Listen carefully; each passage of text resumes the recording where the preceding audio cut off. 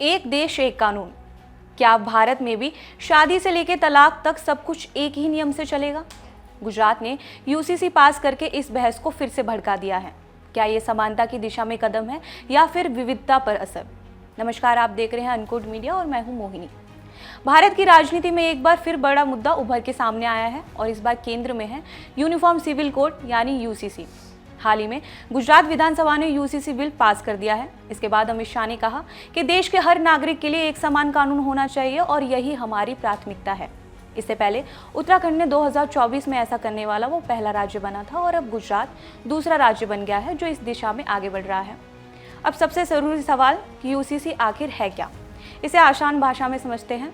भारत में अभी क्या सिस्टम है, अलग अलग धर्मों के लिए अपने पर्सनल लॉ होते हैं, जैसे हिंदू कानून के लिए अलग, मुस्लिम कानून के लिए अलग और ईसाई कानून के लिए अलग। इन कानूनों के तहत तय होता है कि शादी कैसे होगी, तलाक कैसे होगा, संपत्ति किसे मिलेगी। अब यहीं आता है यूसीसी। यूसीसी कहता है कि इन सभी मामलों में धर्म के आधार पर अलग अलग कानून नहीं होंगे।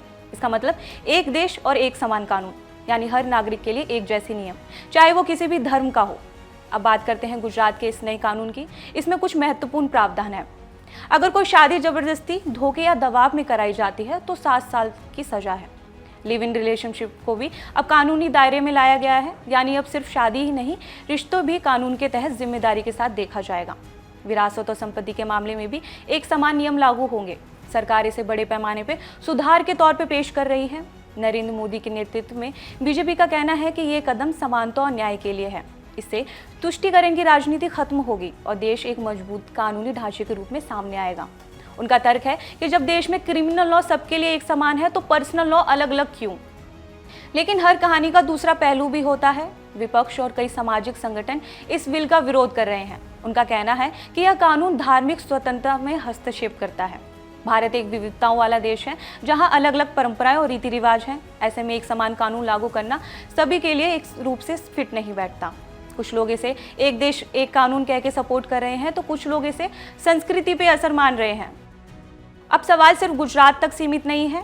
क्या आने वाले समय में यूसीसी पूरे देश में लागू होगा? क्या ये देश को एकजुट करेगा या फिर ये बहस को और भी ज्यादा बढ़ाएगा? समानता बनाम विविधता, यही तो असली लड़ाई है जो अब भारत के भविष्य को तय कर सकती है।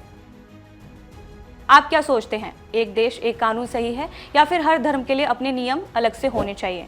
हमें कमेंट में ज़रूर बताएं और अगर आपको ये वीडियो पसंद आई हो तो इसे लाइक करें, शेयर करें और हमारे चैनल को सब्सक्राइब ज़रूर करें।